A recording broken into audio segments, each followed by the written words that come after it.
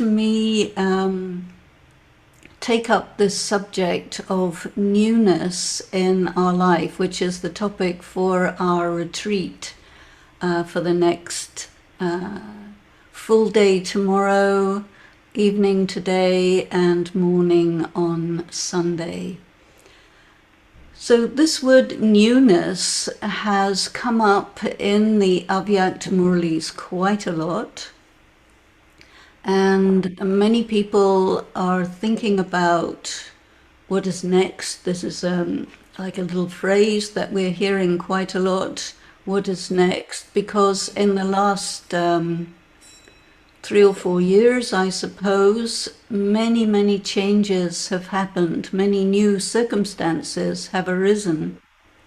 And when we're talking about newness, I think the idea is something more like innovation. What innovative ways, approaches, perspectives do we want to introduce into our experience of spiritual development, into our experience of doing spiritual service, our interface with the world of people who are unaware about the material that we study and our meditation practices.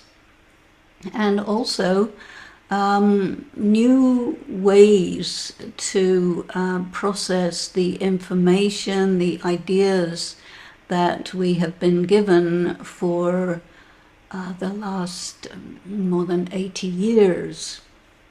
So this is a huge body of knowledge which has been provided to us by incorporeal Supreme Father, the Supreme Soul, Shiv Baba, through his medium Brahma Baba, and interpreted by the seniors, the dadis and dadas, for many years. And then from 1969, we experienced the Avyakta Murlis, and we saw the Brahma Kumaris World Spiritual University, headed for 40 years by Dadi Prakash Mani up until 2007. And then after that, very gradually, very slowly, it has come to a point where we are aware that the role of the Dadis is now very close to complete. Just a few Dadis are still with us. Bab Dada has said everything he has to say. And so we are at a very important point that we have everything. And now the question is, what do we do with it? How do we work with it? And some people are very traditional. I think that people who come into the Brahma Kumaris from a religious background may be a bit more traditional in their approach than those who came from a different background. Some people were not particularly religious, but they wanted to understand spirituality. They made a big difference between religion and spirituality. Some people would see that religion and spirituality work together, and they're interdependent. And so you have quite a wide spectrum of people who have interpreted this. And also we have developed a culture.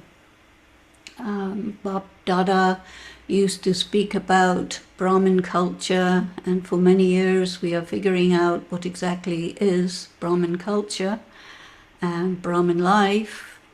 We talk about the organization, the institution, and so there is the aspect of an environment which is institutional, and the idea of bringing innovation into an institution or into an organization is going to be fraught with difficulties, because once something is formed, it doesn't like to be changed.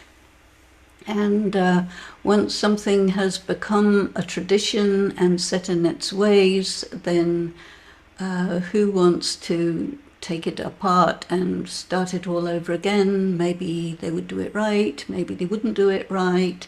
And so we are at a very interesting point where, on the one hand, there are forces to innovate, to be relevant to the current circumstances that everyone is facing. Then on the other hand, there are forces of tradition, there are forces of wanting everything to be the way it always has been. And so these two forces are turbulent waters. And it's quite interesting that the knowledge that we study is always called the true knowledge of the Gita. And for those of you who are familiar with the Gita, you would be quite aware that there are statements in the Gita about how you navigate turbulent waters. Usually people think of this as something personal, individually, how you handle your personal life, your family life, your interaction with the other people who are co-students in the practice and study of Raj Yoga. And some people are very interested in creating new formulas for explaining the knowledge and explaining the meditation. And so all of this is going on. And so there are innovations to some extent, but mostly I think that this is not a gathering which takes up an innovation easily, because there's always a concern that if we do something drastically new, will we be off track? And we don't want to be off track. So there's a tendency to stay with what is familiar, to stay with what we know, because that's more sure. You can feel confident that you're not doing something that's off track or wrong or out of order, because you want to be right. But yet we have this series of Murlis, Abhyakta Murlis, where Bhakti is saying innovation, newness, think of something new, we need something new. And everybody, when Bhakti said that, was immediately putting up their hands and saying, yes, we will do something new. And some new things came into being as a result of that. But on the whole, they're very, very close to the existing traditional ways of doing things. And so it'll be interesting for me to see what emerges in this retreat. Do we come up with some lines where we say, okay, if we cross these lines, it's not new, it's out of the tradition.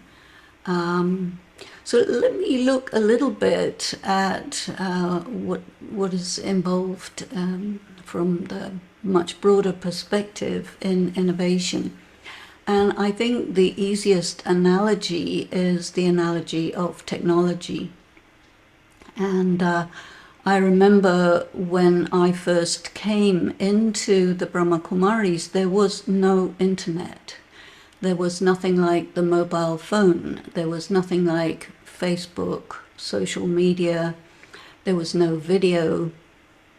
I used to work in media in the BBC news department, and we would do everything on 16mm film. And we would send files, films, across the Atlantic by aeroplane, not by internet, you see. So during the 50 years that I have been involved with this, there's been huge and dramatic changes in technology. And the technological innovations, especially regarding communications technology, are imposed on us by the technical companies who invent them. I remember in the early 80s, one of the people who was coming to class when I was in Los Angeles belonged to the RAND Corporation. RAND means Research and Development. And she said to me, you know what, we are inventing electronic mail. And I said, what's that? She said, yeah, well, on your computer, and we didn't have computers at that time, on your computer you can write a letter to somebody and they will get it immediately. So I said, wow, that's amazing, but what's a computer? I mean, I knew these gigantic computers that my father worked with, which had this ticker tape with little holes in it and huge, enormous disks. And this was how it was in the 60s and 70s. And most of the people who come into spirituality now are too young to be even remotely aware of the dramatic change that happened in the world with the personal computer. And so I remember in around 1982 or something, we all received a direction from Madhuban that everyone should have a computer. So we said, okay, let's do that. Off we went and bought a computer. And so the one we chose was a little, the latest thing that seemed user-friendly was a little Apple, which was a little square cubic box. And so we turned it on, and there was this little A and a little colon, and it flashed on and off, and we couldn't make it do anything else. So how to work a computer was a whole big training, and so on and so on and so on. And now people are born knowing how to work cell phones and electronics, and it's just part of life. And if you don't know how to use these instruments, you may belong to some other planet or something, because everyone on the planet, there are more cell phones than people.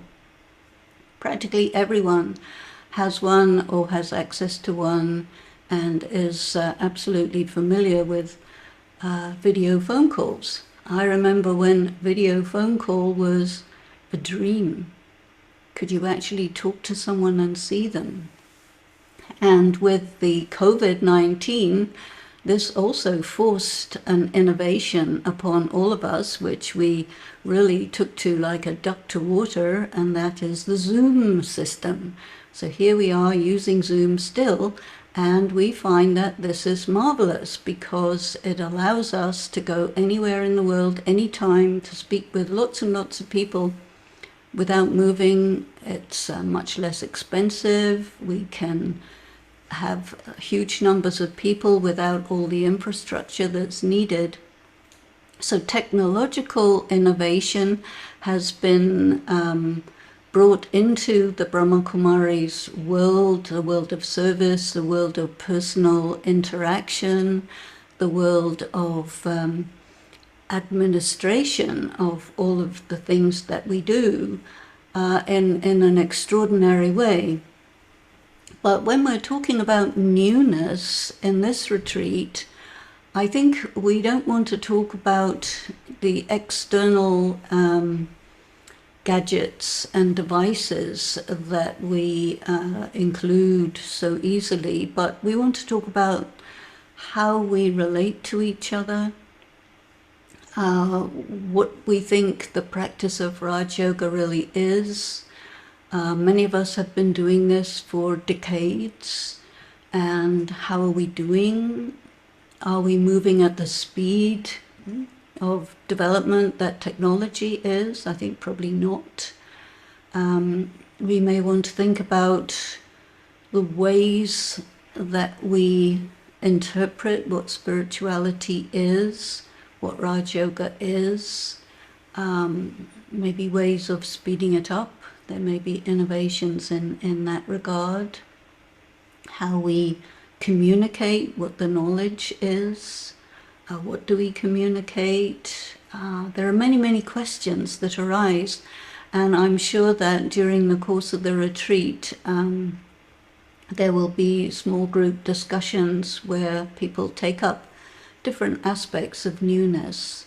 So I would like to end it there and to once again welcome everyone to this retreat on newness in life, and I'm sure that we will come up with many things which will be spread throughout the Brahmin family. And I think Germany is a particularly important part of the world of innovation, and perhaps from this land, the combination of Germany and India to bring something new, something scientific, together with something ancient, something deep and spiritual, to come up with a bright light to show the way forward.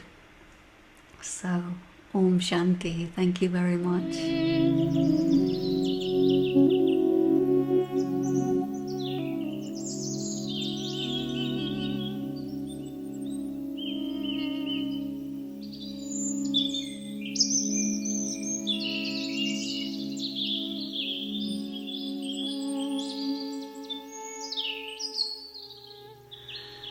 So, Om Shanti to everyone. And today, the topic in our retreat on newness in life is celebrating newness.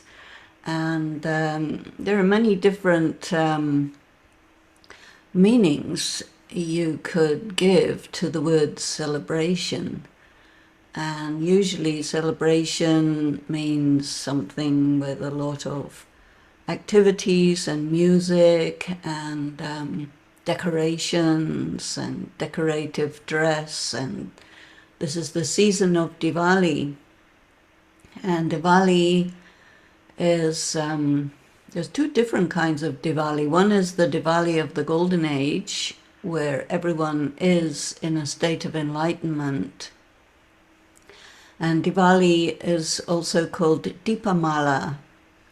So Deepamala is the rosary of lights, which means that the relationship between all the enlightened people in a civilization is a relationship of love where there is total flow, total openness. And the confluence age, if you remember a recent Avyakt Murli, Baba had said that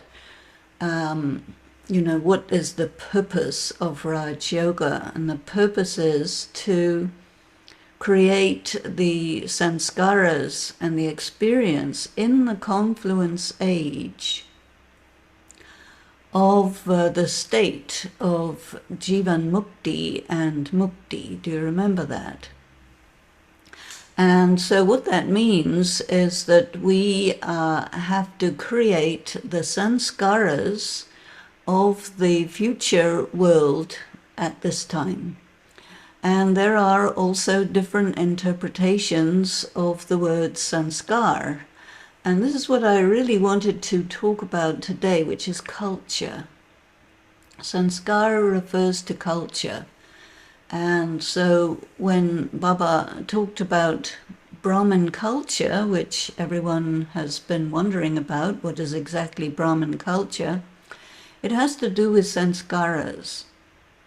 And sanskaras, if we put all these different pieces of information together, then it means that we are talking about establishing a condition, a culture which goes between the culture of the world of the Iron Age and the culture of the world of the Golden Age. And so if you say in between, then that's called Brahmin culture. But there's also a mantra that we have been given. We have about 4 or 5 main mantras. The first one is Om Shanti, which everybody knows and practices a lot.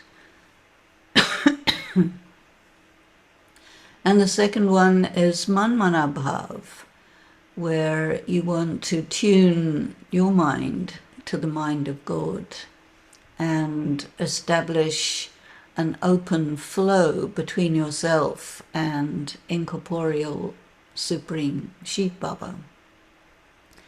And this establishment of an open flow between the self and God is a precursor to having an open flow with the other beings who will populate the world of the Golden Age. And that is the Brahmin family. And the Brahmin family is a gathering of people who are mostly from India, but there's also a pretty good proportion of souls from all the different religions and the different races and cultures of the world. And Baba has said very clearly he wants to be known as the father of all souls.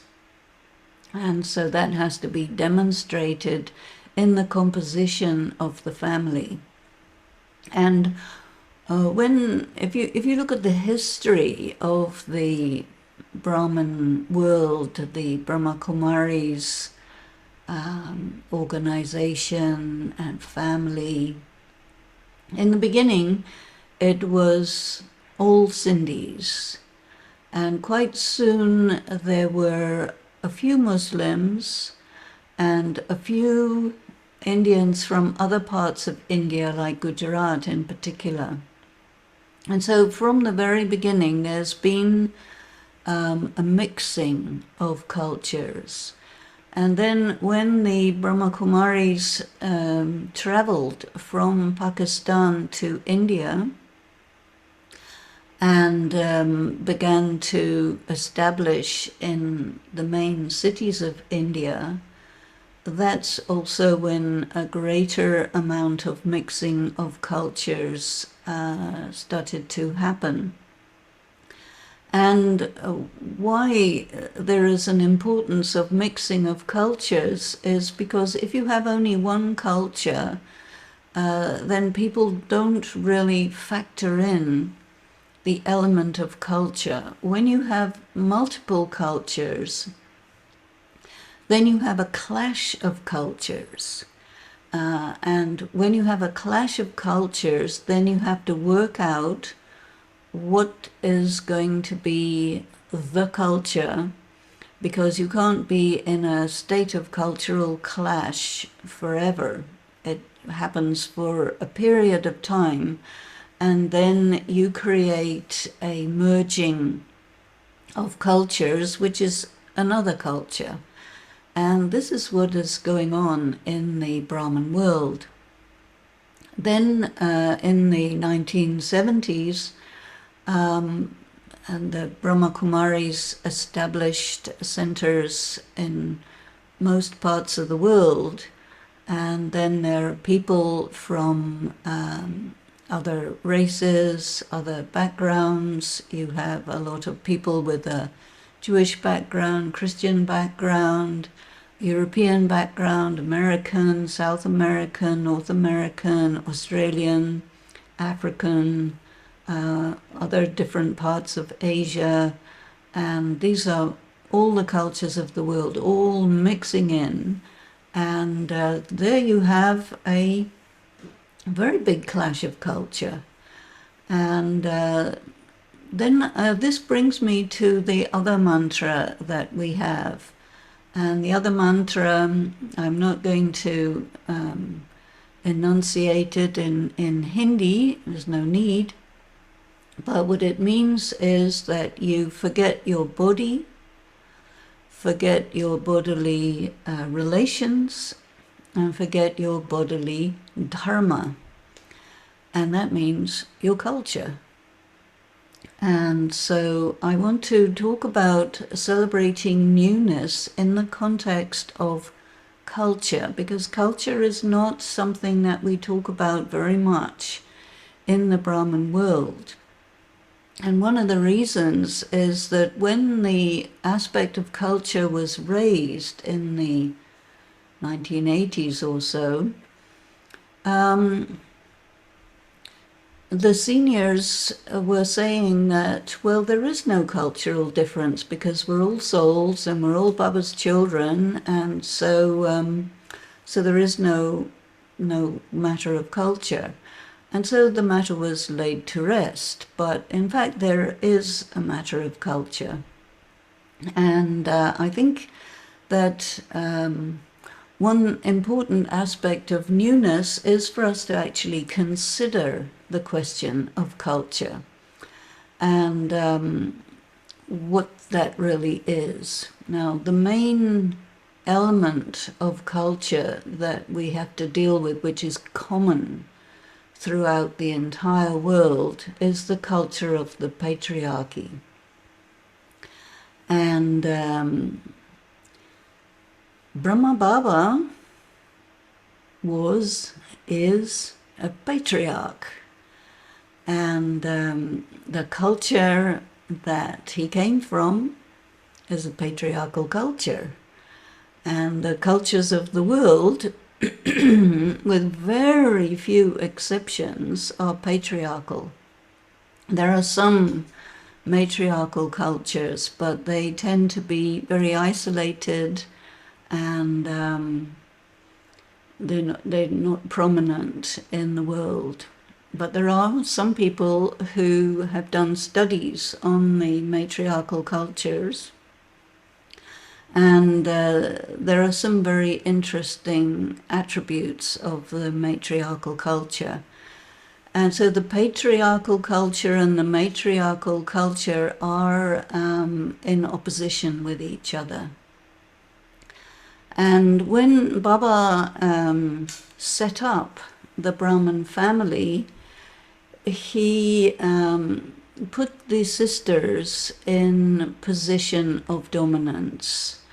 And there was an expression that was used, I don't think you hear it anymore, but in the early days it was used a lot. And Baba would say the sisters are the guides and the brothers are the gods, which is very interesting.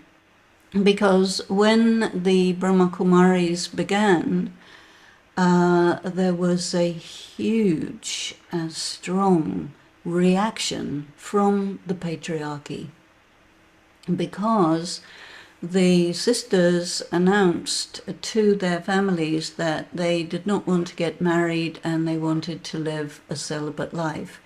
And in those days of 1930s, women were absolutely considered as objects. There are many people who thought that women don't have souls because they used the expression purush and prakriti.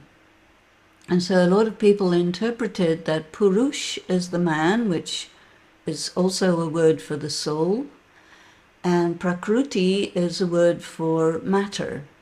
And so in a couple, the man is purush and the woman is prakriti. So she has to do whatever he says, no questions asked, and she doesn't have any rights whatsoever. And so this is the issue in the patriarchal culture. So when you translate this into the cultures of the world and you put it in the context of the word Ravan, Ravan, as you all hear all the time, Ravan refers to the five vices, but if you look at the symbolism of Ravan, you look at the pictures of Ravan which are there in Hindu Bhakti, you find that there are many elements to Ravan, and Ravan symbolizes a wider aspect of materialism than just the five vices. Of course, Baba wanted and wants all the brothers and sisters to be free from the five vices because they're always in the way, as we all know. But what is the five vices really all about? And we know that the problem of the Iron Age, the problem of the Patriarchy, and the problem of the conflicts in the world today and the human suffering in the world today is the origin in sense perception. So one of the practices that we have in Raj Yoga is to withdraw from the body. So the first part of the mantra, forget your body, means that the information that comes to your soul through your eyes and ears and nose and mouth and fingers, all your senses and your sense organs, all of that information is deceptive. And yet, that is the foundation of all the religions of the world today. All the religions, science, biology, the social system, everything is based upon that reality can be discerned through sense perception. And sense perception will tell you that a human being is either a male or a female. That's the first distinguishing characteristic. And then after that, human bodies come in different colors, so you have the racial differences. And then you have language groups, and you have religious groups. And all of these differences are fundamentally based on sense perception. And sense perception comes down to Purush and Prakriti, males and females. And when Baba points out that people know that a human being is a soul, but they didn't extrapolate the implications of what that is, because it says pretty much all over the Indian scriptures, especially in the Gita, that a human being is a soul, and a soul is not a body. And a body is temporary, a body is material, and a soul is the spirit. So the soul is Purush. But because Purush is used for a man, then they used Prakriti for the woman in order to distinguish it, and then created a hierarchy based on sense perception. So newness, the first and foremost newness that we are practicing, is to be independent of gender bias. And so what Baba had done to bring this balance back into position is to give priority to the sisters and make them in front as the guides, and ask the brothers to be the rear guard, which is military terminology, to take care of opposition, because in the patriarchal culture of Sind, they wanted only one thing, and that is to take down the Brahma Kumaris. And this is another reason why Shiv Baba had to use a male instrument, because if he had used a female instrument, they would have taken them down instantly. So Brahma Baba was very strong, and he had a high position in society, so that he was able to hold his own against the Sindhi patriarchy, and also to manage to run a gathering. I mean, the early group of Brahma Kumaris in the very beginning, where it was very well known, was up to a couple of thousand. And then it consolidated to about 300 once the matter of celibacy became an important aspect of the practice, which wasn't right at the beginning. And so these 300 people, which was majority women and a minority of men, because in a patriarchal world, it's very hard for a man to go and become part of a gathering of people where the women are dominant and not the men. This is very, very hard because it goes against the grain. And yet this is the way it started. And I'm talking about the history of it because I think it's always important to understand the history of how all this began, and then look at how we are at the moment in that context. Because in many ways we are at a crossroads. Brahma Baba left the body 1969, but Mama left the body 1965, and there was a huge change that happened after Mama, because then Brahma Baba had to play the role of mother and father. And many people were very attached to Mama, and when she left, they left. But all the way through the period of Avyakta Bapdada, up until just recently, we had the continuous sustenance of Bapdada, the 40-year leadership of Dadi Prakash Mani. But now it's something new, something different, because all the teachings are now given. And now what will we do with that? Because we have all the knowledge at the level of the Sakar Murlis, all the knowledge at the level of the Avyakta Murlis, and the Brahmin family is very large.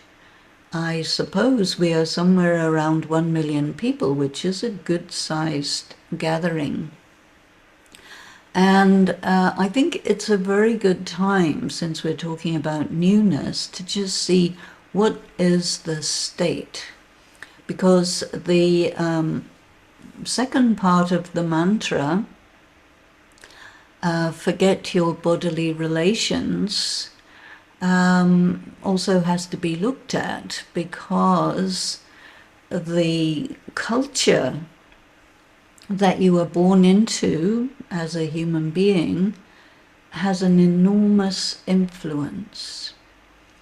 And it's not a matter of the difference between Europeans and Indians. That's one big difference. But when you go zooming in a little bit, you see that, for example, within Europe, here we are in Europe, I'm in France, most of you are in Germany, we all are very connected with England, UK is the regional headquarters for our region here, and all of us live in a world which is quite multicultural, but still the people of the different countries that we live in are very, very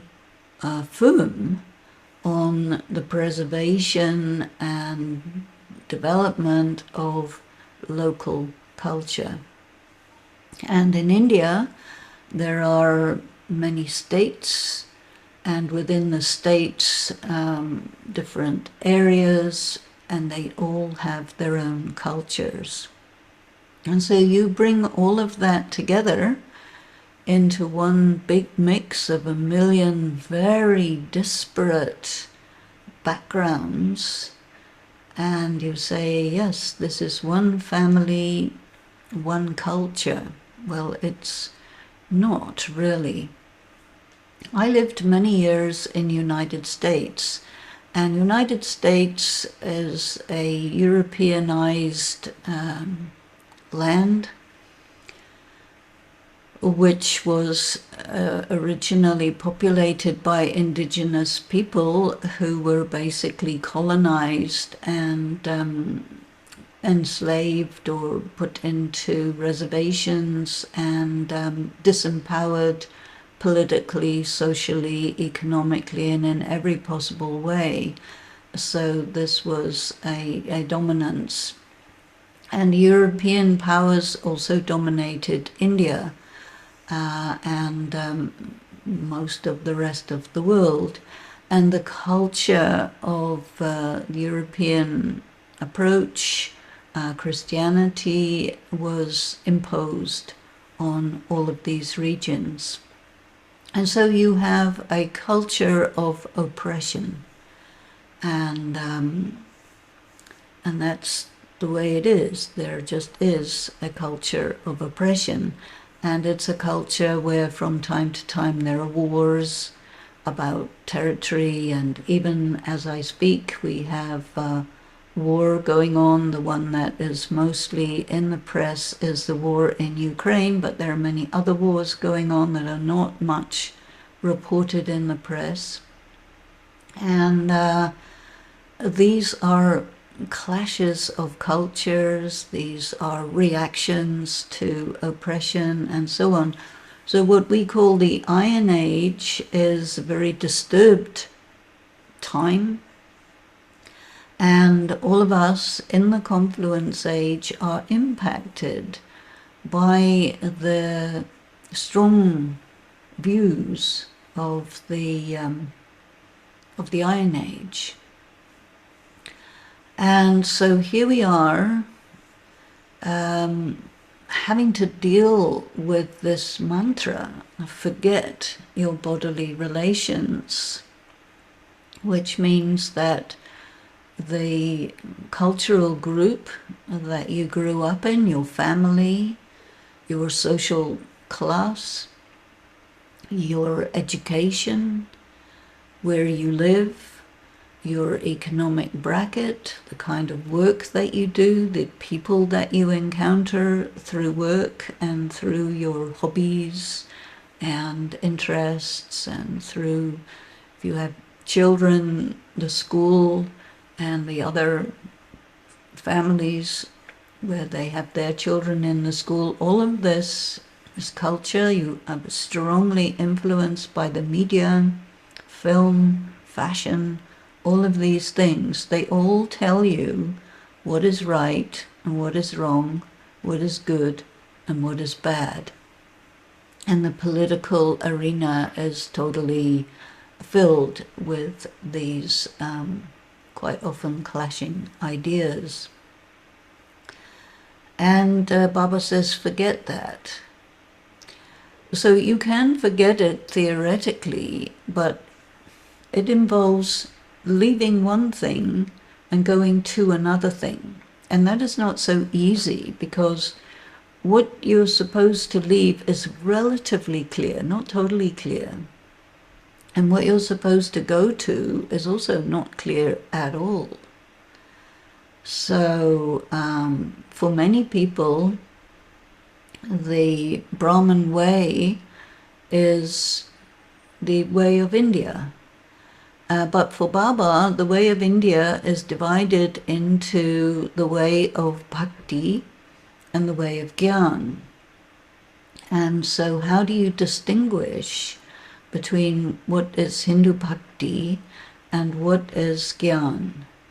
And that will also help you to distinguish what is your cultural context that you have to forget, in Europe, for example, and what do you have to become? And this is not so clear at all. This still has to be figured out.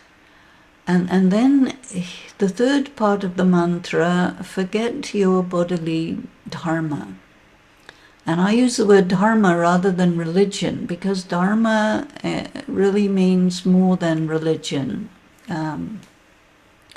Dharma means the whole culture, the ideas, the ways, the legal system, the social attitudes, mainly the social attitudes.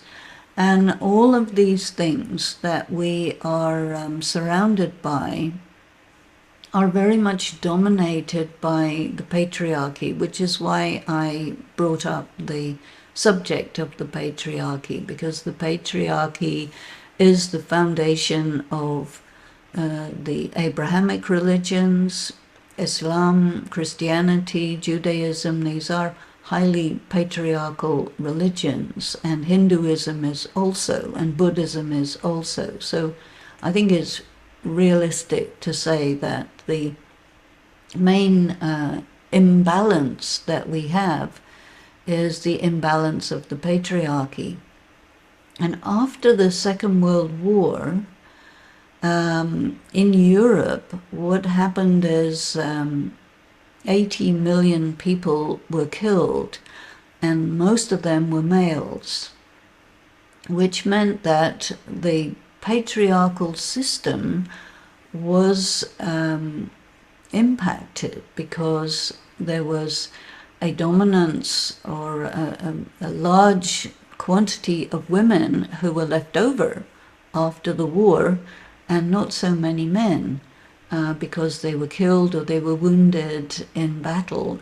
And so the question of picking up the pieces and setting everything in order again after such a devastating war was in the hands of women. And it's interesting that Shiv Baba arrived on Earth more or less in 1936-37, which is just before the Second World War. And this was also a time when the organization called Alcoholics Anonymous started, because one of the very, very big problems in the world today and at that time was alcoholism. And one of the things that happens in war is that the soldiers are given drugs. Not many people are totally aware about this, but if you don't drug the soldiers, they can't become this much violent, and they can't stay awake and active for this much time. And so there are a lot of damages. And also when you are in war, there's a lot of stress, an extreme amount of stress. So there were drugs used to handle the stress. So a lot of people started using tobacco in the war to handle just being around bombs and having all your people killed and being in danger all the time. And then other drugs to make the soldiers go out there and brutalize other people. So this is not much known, because I don't think the governments want to be held accountable for that, but it is a reality.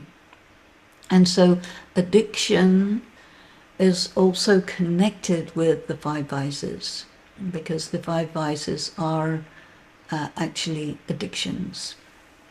And so Baba is giving us spiritual power to handle the effect of our various addictions, which may be to legal or illegal substances, but there are behavioral addictions as well. And people don't often call them addictions, they just call them vices. Greed, anger, lust, attachment, ego, what is that? Addictions. Emotional reactiveness to circumstances that are unendurable. And so the big problem that humanity faced was this spiritual depletion, this weakness, and that they really didn't know how to deal with. So Shiv Baba, the great Supreme Soul, knows what to do and knows what to say and how to empower his children who were totally smashed by many, many things. Now we are 80 years or so after the war, and signs of war are around again. Before the Second World War, there was excessive inflation. Now we have inflation. We have other problems, climate change, epidemic, many, many difficulties. And so what also happens is that the energy of love and illumination that Baba brought in the 1930s to this very small group of Brahmins created a gathering of karmatit people. We have to say, Brahma Baba, Mama, the Dadis, so many people, they have become karmatit, and they have, other than Brahma Baba, reincarnated somewhere, probably mostly in India, and they are very empowered individuals who have got these sanskaras of sense of self that developed during their Brahman life. And so this mantra, forget your body, forget your bodily relations, forget your bodily religions or cultures, I think is really quite important for us to look at in terms of newness, because now we have to really look at, okay, if we say the feminist movement was in some ways a relationship, an antagonistic relationship between men and women, where women were fighting for their rights, or the racist movements in South Africa and other parts of the world where people wanted to be free. In United States, the discrimination against black people was very, very strong, and it still is. But it was a relationship of antagonism to claim your rights, and this did not create balance. So what Baba is giving us is instructions for how to re-establish social balance. And in order to have balance, all the people in society have to have not equality in the sense of everybody's identical. That's not really the meaning of equality. But something more like that they are free from racial bias, social bias, gender bias, all the various different biases. And I think each bias has to be dealt with individually. And then you can have equilibrium, which is not the same as equality, because everybody is different. And so I think that for us to bring in newness and celebrate newness is to look at ourselves individually and see, to what extent am I able to see a male and a female and not respond or react according to cultural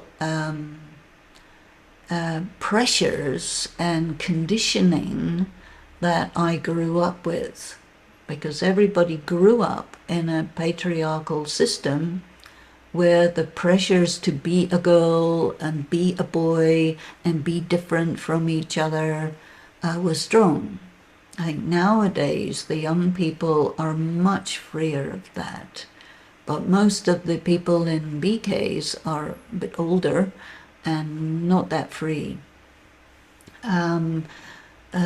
Racial differences, religious differences. Just really go and see to what extent do you contain prejudice against someone or another, because prejudice is strong and there are all sorts of reasons why it is there. It got included in the different cultures. Definitely after wars there are prejudices against other nations that you had a war with. Example that I'm very aware of, I'm living in France and the French really don't like the English and they really don't like the Germans, but it's all the same culture. But yet there is this prejudice which is coming from historical circumstances of war, and it affects people. The people in France, in the provinces, I'm living in a provincial area, they really don't like the Parisians because France was a very central government is very strong. A local government is also strong, and there's a clash always between central government and local government. And like that, there are many, many clashes that are part of the system wherever you happen to be.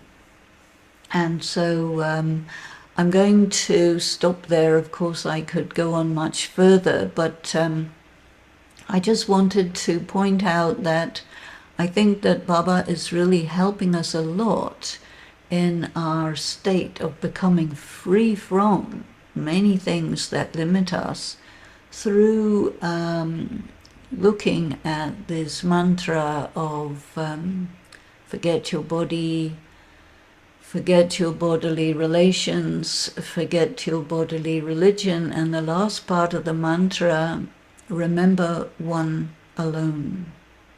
So we know what to move away from, and what to move towards is Shiv Baba. So very, very important is we need to understand Shiv Baba and relate to Shiv Baba a great deal. And there is a difference between relating to Shiv Baba through Hinduism or relating to Shiv Baba through Gyan. And those two get very mixed up. And because in India, for many people, I remember I was living for many years with my good friend Chandruben from San Francisco. We lived together many years. And one day she said to me, oh, you know, for me, all I had to give up was onions and garlic. Everything else was in place. I was already vegetarian. I was already interested in purity.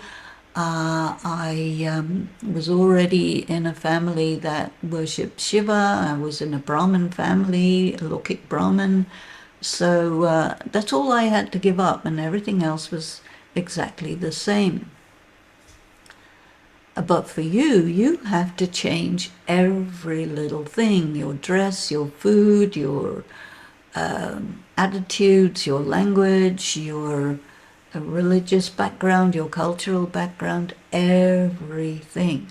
How is this possible? So we used to discuss these things a little bit. But just to let you know that these are just a few points that I think are quite relevant in the quest for newness, where newness is everything to do with the new culture, the new civilization, the new world that Baba has made us instruments for creating. And he gave us this secret that your sanskaras of now are the key to the future. So, Om Shanti, thank you very much.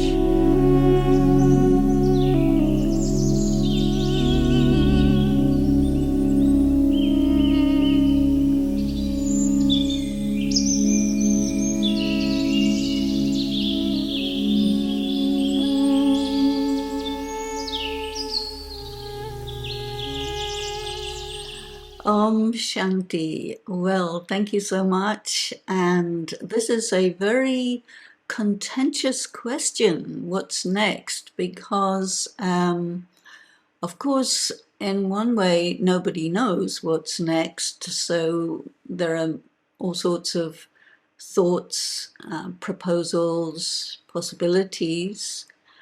And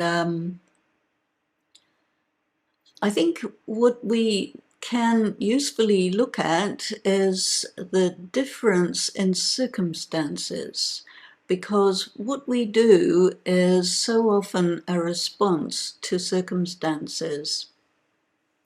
And I find myself looking at the history of the Brahma Kumaris in the context of the history of the world. And if I talk about for a moment when Dadi Janki arrived in England, and she was a huge force to be reckoned with, and Baba had told her in response to her question, what should I do here? And Baba had told her, you must make a model of Madhuban. And so she set about taking all the systems that were already in place in Bharat in general and in Madhuban in particular, and establishing them in England. And as the service spread to other parts of the world very, very quickly during the late 1970s, and from the 80s, I think a really big turning point was 1983, when Didi left the body, Didi Manmohini left the body, and that coincided with the creation of Om Shanti Bhavan.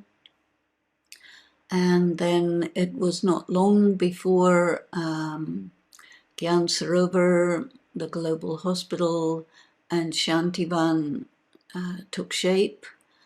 And from this time, there was very wide expansion of the Brahma Kumaris.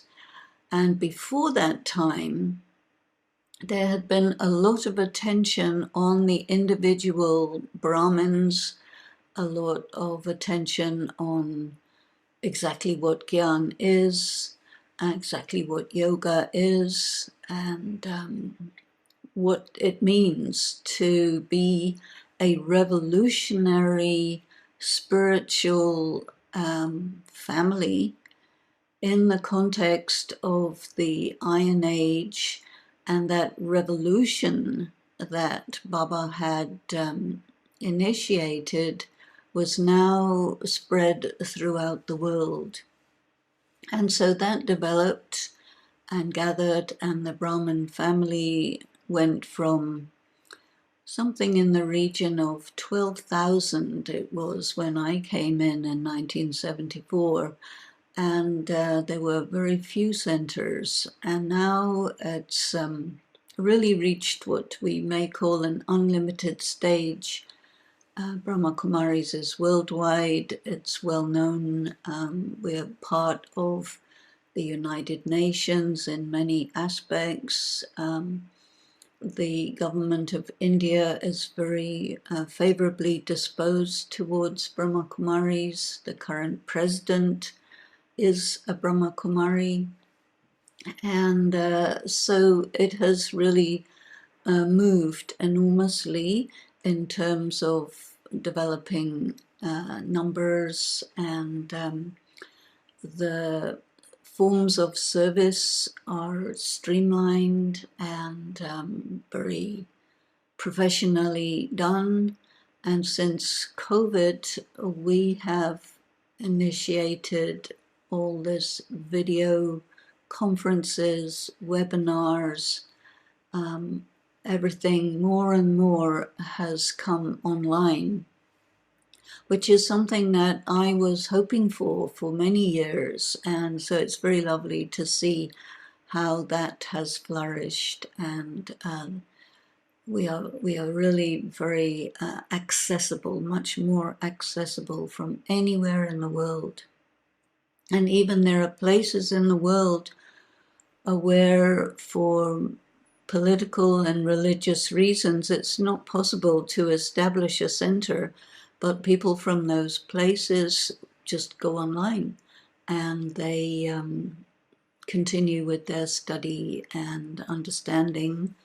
And because everything is, you can say, in the privacy of your cell phone or your computer, it doesn't create as much disturbance as it would when one is physically out there, and where you have people who don't approve or don't agree with what they see.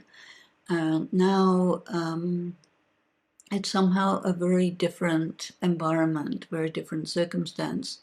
And the other thing which is very different is that when we first started in the 70s in Europe and rest of the world very quickly, people thought that meditation and spirituality was strange, only for very eccentric people, but now it has become absolutely normal.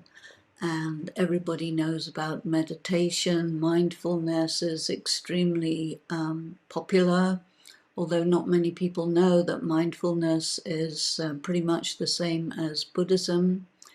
And most of the meditation methods that are popular are connected with the ideas of Vedantic India or Vedic India. And so that means omnipresence, that means, a lot of the things that Baba is saying, well, these ideas are actually inaccurate. And so there's a lot of interest in meditation according to the ways of the Iron Age, according to the ways of, we can say, Bhakti. But Gyan itself has been very difficult to understand unless you happen to be one of those fortunate souls who recognizes Baba. And so the matter of the recognition of Baba is key and crucial. If you recognize Baba, you recognize Gyan, and he gives you the third eye. And the third eye is the eye of discrimination, which can tell the difference between Gyan and Agyan. And that is really the most important thing. But the way in which we present Gyan is very simple. And so a lot of people think that the simple presentation of Gyan is the totality of Gyan, which of course it's not. But we have not until now decided to go into the depth of Gyan, at least not as far as I'm concerned, and not as far as it can be done. And Baba had said in the Murli today that, the yoga is based in Gyan. So if you have clear Gyan and you do yoga based on that clear Gyan, then you will definitely be able to draw the power of Baba into yourself. And if you do that, then your dharana will be natural. Because you cannot apply behavior modification methods to improve people's dharana, and that never has worked, never will, because the transformation that Baba talks about is absolutely based on whether or not you're able to draw the energy, the light, the power of Shiv Baba into yourself. And a few people can, but most people really cannot. And so there are different forms of meditation that people do that may or may not be actual Raj Yoga. And but people are not much concerned about that. But the problem is that it doesn't really make it possible for the dharana that Baba's talking about to develop. He talks a lot about transformation, and the meaning of transformation, parivartan, is a little bit different from when we take the English word transformation. We're assuming you start off something and you become something else, which you were not before. But parivartan has a little different meaning, which is that you return to your original condition. And so we know that our original condition is a deity from the Golden Age. And Baba has talked about the eternal form, the original form, and the final form. And all of these are the same, which is absolutely pure. And the description of the deity, everybody knows, complete with all the virtues, completely viceless, Maryada Purushottam, which is described in all sorts of different ways, Ahimsa Paramo Dharma, what is really non-violence, and what is a deity? So if you dress up in a golden crown and colored sari, that doesn't make you a deity. And of course, this is the time of Diwali, so everyone is celebrating Diwali in the traditional way that people do all over India, with new clothes and Ras Garba and sweets and lights and the New Year and Dhanteras and Kali Chodas and all of these, which are symbolic of the huge change that takes place during the time of the confluence age. So externally, the circumstances are becoming more and more according to Baba's predictions of natural calamities, war, diseases, economic collapse, and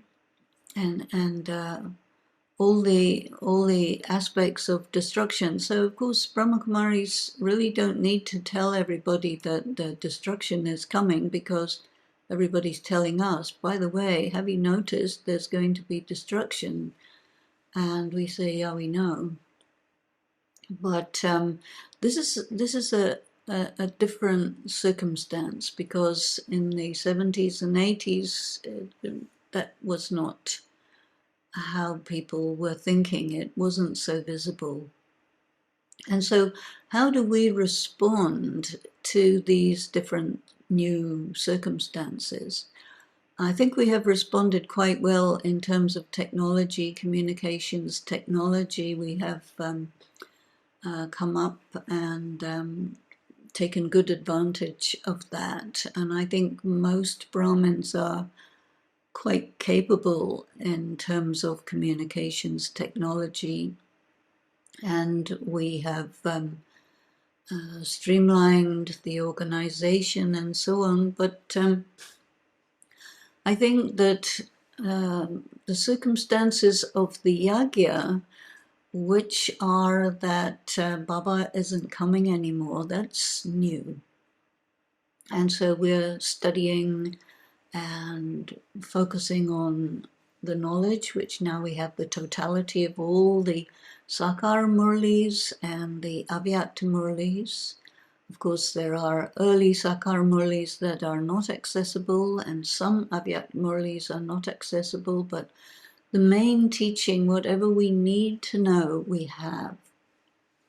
And so we have been very, very busy with service, extending and expanding the organization, and that has become the culture.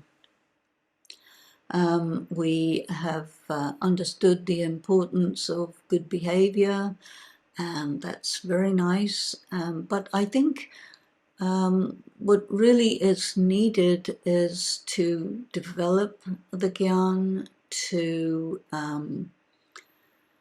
articulate it in language that is very accessible to people who are used to studying ideas and philosophy, because this is the basis of our study. And we need to bring it to a higher level. I think that would make it more interesting to many people. I think that we have focused in general on a very large demographic group of people who are religious minded, interested in spirituality, interested in meditation, but we haven't really become relevant to thought leaders. So that is maybe an area that we need to look at a little bit more closely. The nature of most of the BKs is quite traditional and quite interested in, we hear a great deal about values. And people think that values and spirituality is the same thing.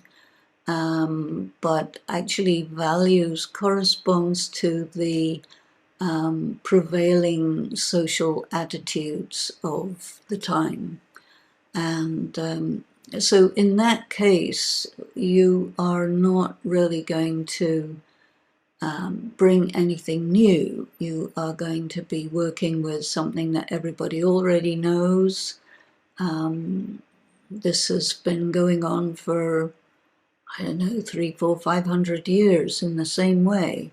And so for us to do that is not particularly new. Maybe we might be more successful at developing good behavior because of yoga. But the length to which we need to take it and maybe re-look at it is not really something that the Brahma Kumaris are much focused on at this time. But it could be an area of interest. I think also there are lots and lots of different ideas around, and there is, because of that, I think, not so much focus.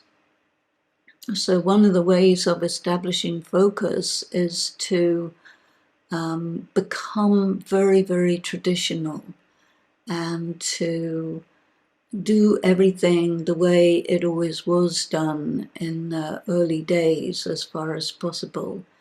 But the circumstances are different.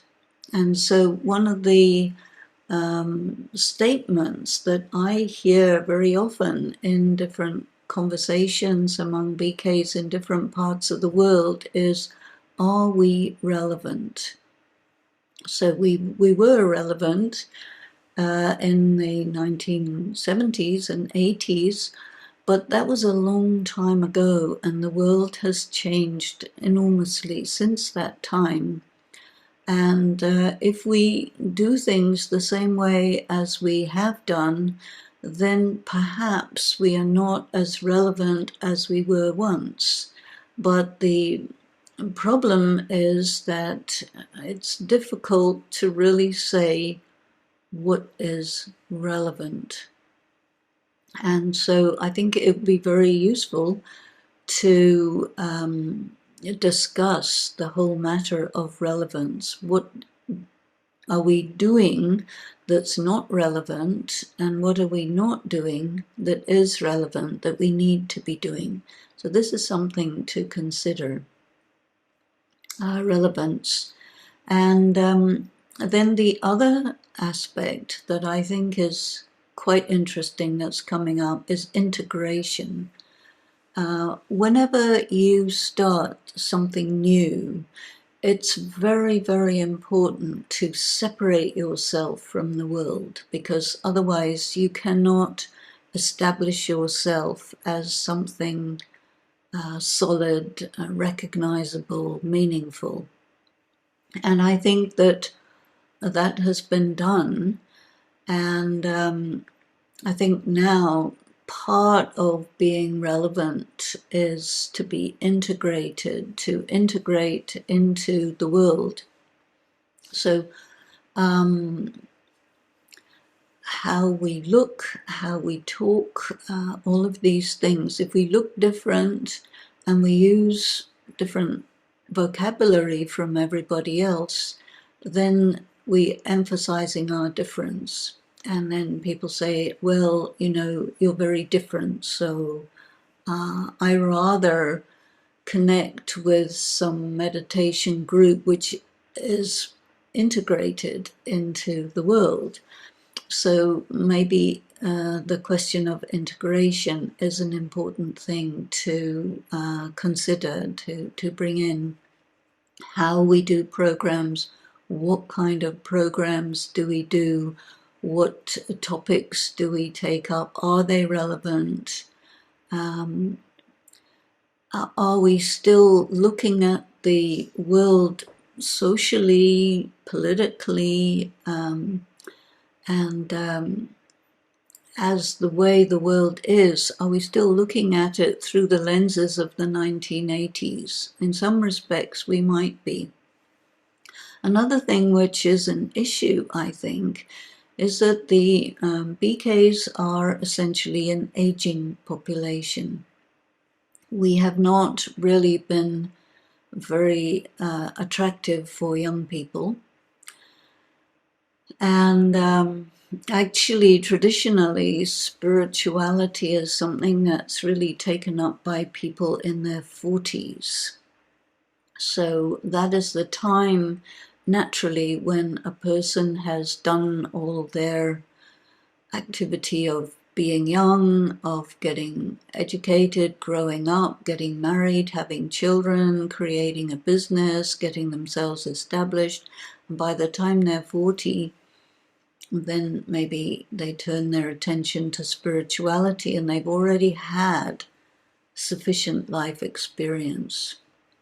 So one of the things we can think about is to target people in that age group, because if you target very young people and you're coming from an angle of very old people, they will not find it relevant. They will say, you know, you are fossils and dinosaurs and things like that. So that means that we're not really doing what Baba wants us to do.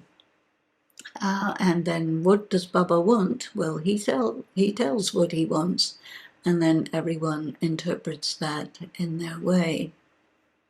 So it's, I think, quite hard to really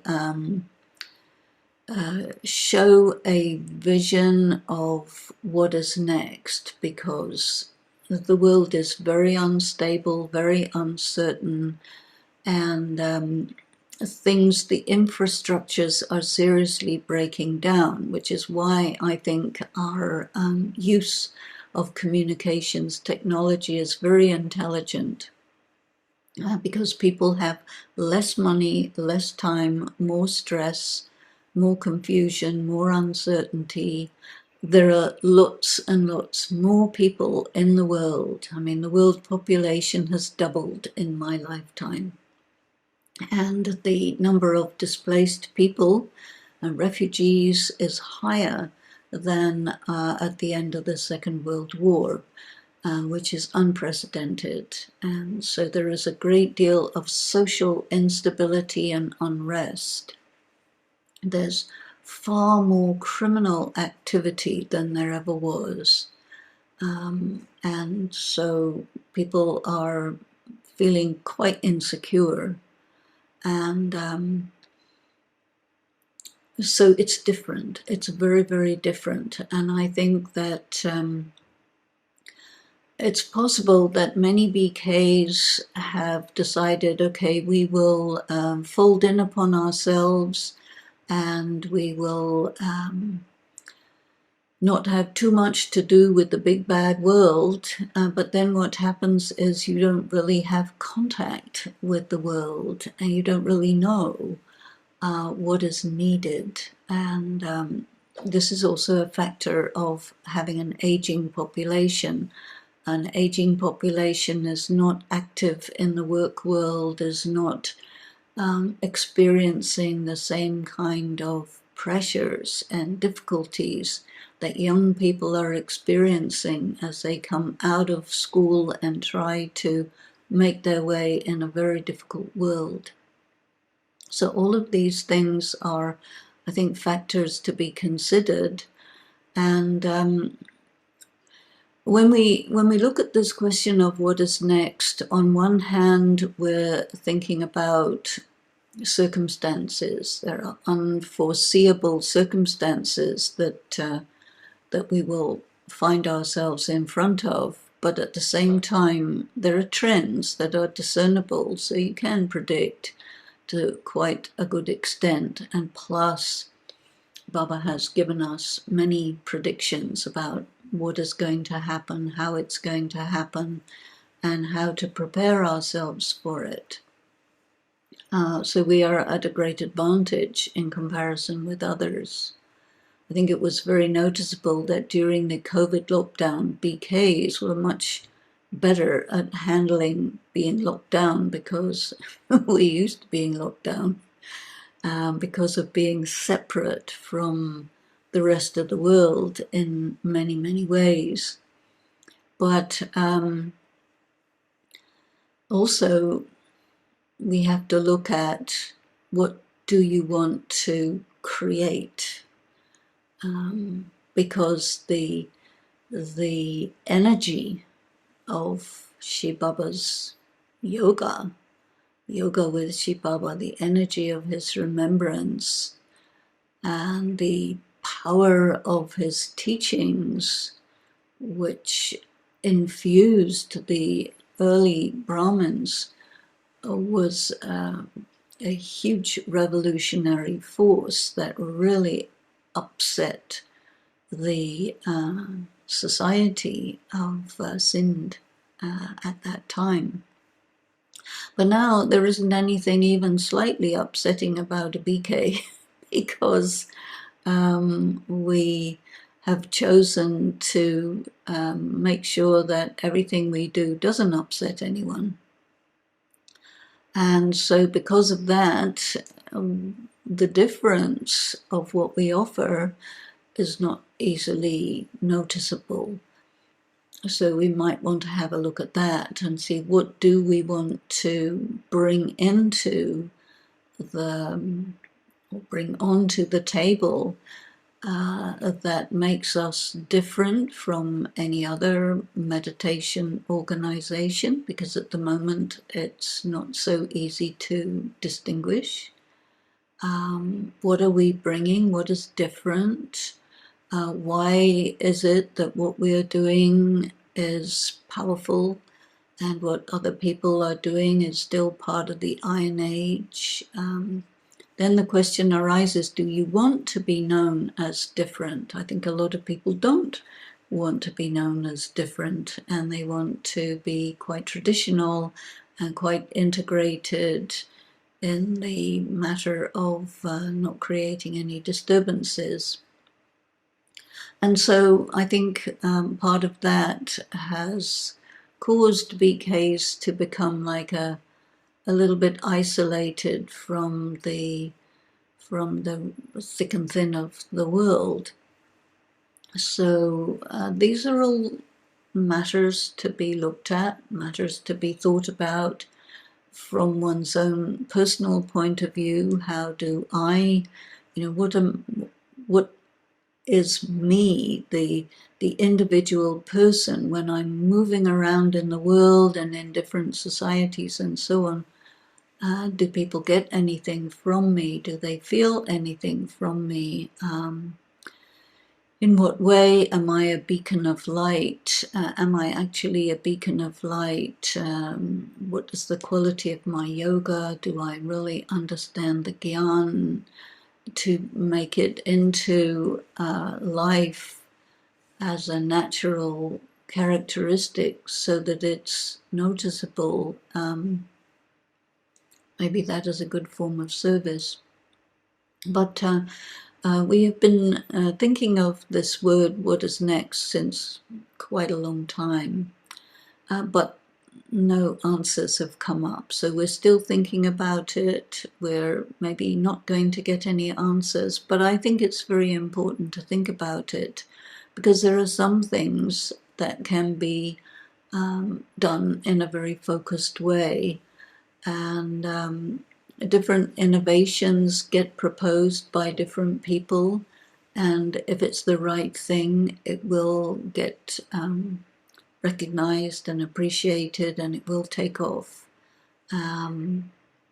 But mostly, when the existing arrangements absolutely fail, that is when newness happens. So do we want to stay the way we are until it absolutely doesn't work anymore, or do we want to bring in gradual changes? How much choice do we have in the matter? All of these are unknown, but I just put them out there as maybe topics of conversation or something like this. So let me stop there, and maybe you have some questions, some comments, and we can think about that. So thank you. Om Shanti.